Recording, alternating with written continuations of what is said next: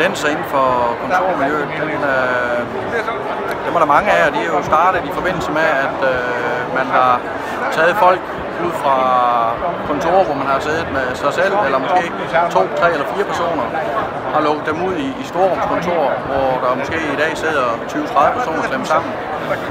Det giver selvfølgelig nogle udfordringer, rent akustikmæssigt, rent lydmæssigt. Rent produktmæssigt og sådan noget der, jamen, der har man ligesom startet med at udvikle, måske til at starte med nogle bordskærme, og sætte en bordskærm på et hæve-sænke-bord. Nogle vil føle sig indelukket af det, andre vil ikke. Også meget individuelt, men det er nok den første tendens har været, lad os prøve at få nogle bordskærme på bordene. Det sidste nye tendens, det er måske nogle stillerum, som også er et rum i rum, man er fuldstændig hermetisk lukket med glas, med akustik og med en dør i. Så det er et stillerum, som mere eller mindre er ikke 100% lydtæt, men meget, meget tæt på. Det er nok den sidste tendens, der er. Udover det, så er det jo vigtigt, at man ud fra akustikken i selve rumklangen, efterklangstiden, der benytter man jo rigtig meget af vægabsorbenter, simpelthen for at nedbringe efterklangstiden i et lokale. Så det er sådan meget, meget overordnet det.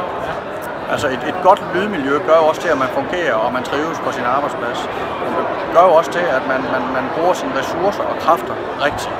Fordi hvis man har et dårligt lydmiljø, så bruger man utrolig meget energi på at abstrahere for det.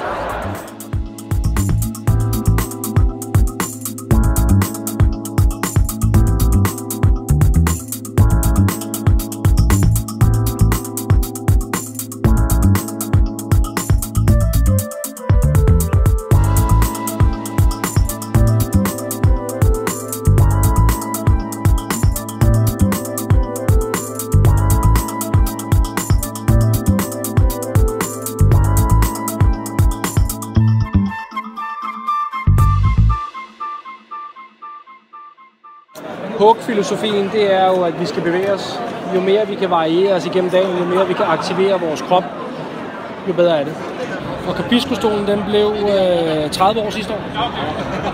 Så det var helt tilbage i starten af 80'erne, at Peter Opsvik kan komme op med det her design. Meget forud for sin tid, for det var før vi havde hæve-sænke-bord på business to business i forhold til, hvad de efterspørger i dag.